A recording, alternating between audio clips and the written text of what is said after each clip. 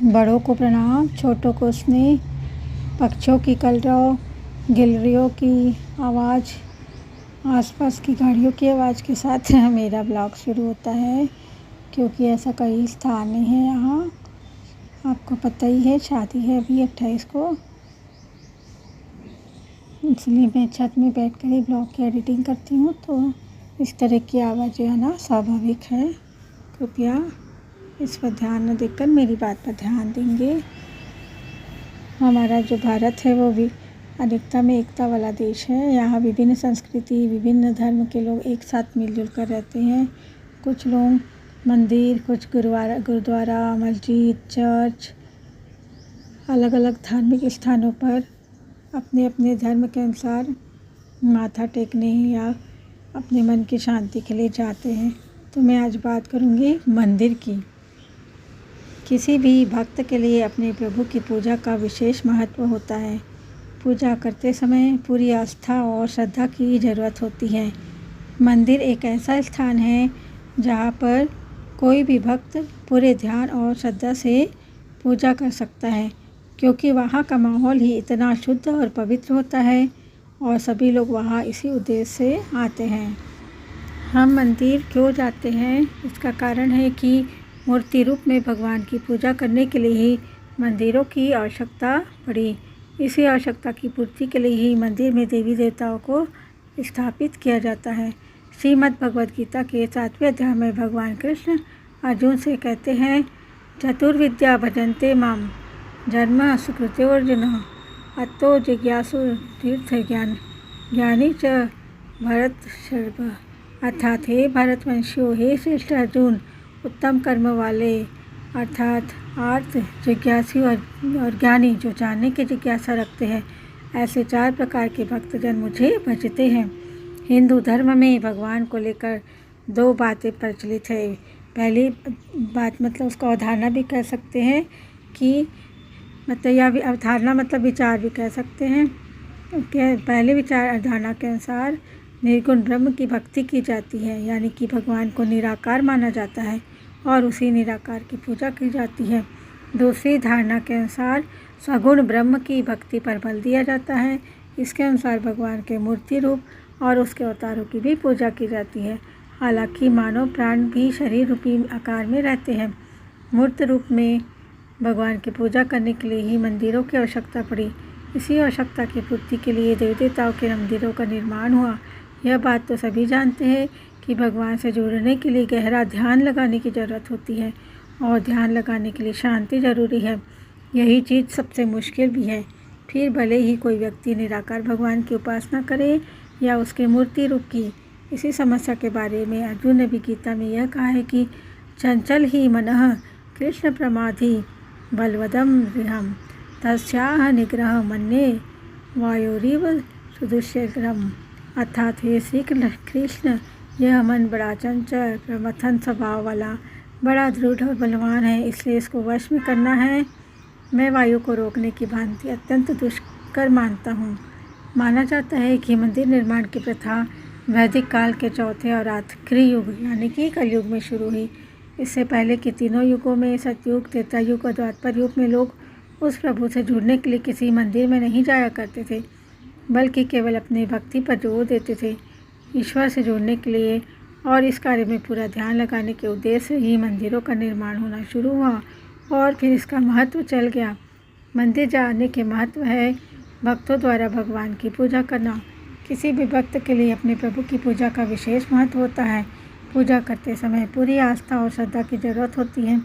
मंदिर एक ऐसा स्थान है जहाँ पर कोई भक्त पूरे ध्यान और श्रद्धा से पूजा कर सकता है, क्योंकि वहाँ का माहौल इतना शुद्ध और पवित्र होता है और सभी लोग वहाँ इसी उद्देश्य से आते हैं।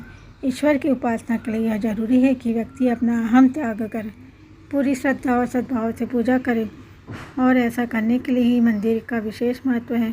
वहाँ पर बना रहने वाला पूजा और शांति का माहौल हर व्यक्ति को आकर्षित करता है और साफ मन से पूजा करने में मदद मिलती है। मंदिर एक ऐसा स्थान है जहाँ व्यक्ति अपनी सभी चिंताओं से परे हो जाता है। वहाँ पर न तो उसे जन्म मरण के चक्र का डर होता है और न ही पति, बच्चे, घर आदि की चिंता होती है। संसार के बंधनों से परे मानव वहाँ केवल और केवल भक्ति में डूब जाता है और बाकी सभी चीज़ों की चिंता छोड़ देता है। अहंकार मनुष्य का सबसे बड़ा दुश्मन है, जो तनाव, लालच और गुस्से को बढ़ावा देता है। गुस्से और लालच रूपी यह शैतान मनुष्य को ईश्वर से जुड़ने में बाधा उत्पन्न करते हैं। लेकिन मंदिर में हजारों भक्त बड़ी श्रद्धा से आते हैं, इसलिए वहाँ के माहौल में जाकर सब लोग अपना अहंकार और लालच त्याग देते हैं। वह सभी केवल उस परम शक्ति की उपासना में लीन हो जाते हैं। जब व्यक्ति का तन और मन दोनों भक्ति में लीन हो तो प्रभु से जुड़ना आसान हो जाता है। कहा जाता है कि विश्वास ही भगवान है, या कहे विश्वास है तो ईश्वर है। लोगों का मानना है कि मंदिर एक ऐसा स्थान है जहाँ भगवान है और जहाँ उन्हें पाया जा सकता है। शायद यही कारण है कि ईश्वर ने भी खुद को मंदिरों में बसा लिया ताकि उसके भक्त उस तक आसानी से पहुँच सके। कई मंदिर स्वयं ही भक्तों को अपनी ओर खींचते हैं और इन मंदिरों में होने वाले चमत्कारों के बारे में हमेशा सुनने को मिलता है। भारत में तीर्थों की प्रथा बहुत विशेष है, जिसमें से 4 धाम मुख्य है: बद्रीनाथ, द्वारका, पुरी और रामेश्वरम। इन चारों के अलावा भी कई और तीर्थ स्थान है: केदारनाथ, काशी विश्वनाथ, तिरुपति बालाजी, शिरडी धाम, वैष्णो देवी, अमरनाथ और अन्य कई के नाम उल्लेखनीय हैं। भक्तजन इस पवित्र स्थानों पर जाने के लिए कई प्रकार की मुसीबतें जैसे कठिन चढ़ाई का रास्ता, प्रतिकूल वातावरण आदि का भी सामना करते हैं। ऊंची ऊंची पहाड़ी भी होती है और पूरी श्रद्धा से वहां पहुंचते हैं। यह सब मुश्किलें उनके विश्वास को और भी पक्का कर देती है। हिंदू परंपराओं के अनुसार कुंभ मेले पर लाखों की संख्या में भक्त हरिद्वार, प्रयाग, उज्जैन तथा नासिक में पवित्र नदियों में स्नान करने के लिए पहुंचते हैं। इतनी बड़ी तादाद में भक्तों के जमावड़े की वजह से ही कुंभ मेला पूरे विश्व में प्रसिद्ध है, जहां हर भक्त की व्यक्तिगत पहचान मानवता के सागर में समा जाती है और भक्त ध्यानमग्न हो जाता है। मंदिर में हमेशा भक्ति और पूजा का माहौल रहता है। भले ही मंदिर आपके घर के एकदम पास हो या फिर भी वहाँ स्वयं जाकर जिस निष्ठा से आप पूजा कर सकेंगे, वह निष्ठा घर में पूजा करते समय लाना कम ही संभव होती है। कारण यह है कि मंदिर में आप वहाँ मौजूद पुजारियों की मदद से ठीक ढंग से पूजा कर पाते हैं। पूजा के समय इस्तेमाल होने वाले बर्तन ज़्यादातर तांबे और पीतल के होते हैं।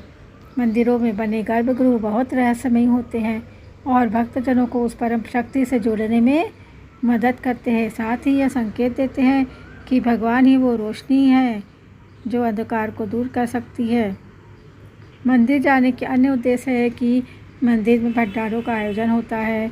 भारत में लगभग हर बड़े मंदिरों जैसे स्वर्ण मंदिर, अमृतसर, शिरडी धाम, तिरुपति धाम आदि में भक्तों के लिए भंडारे लगाए जाते हैं और सभी भक्तजन यहाँ प्रसाद लेने बड़ी श्रद्धा से पहुँचते हैं।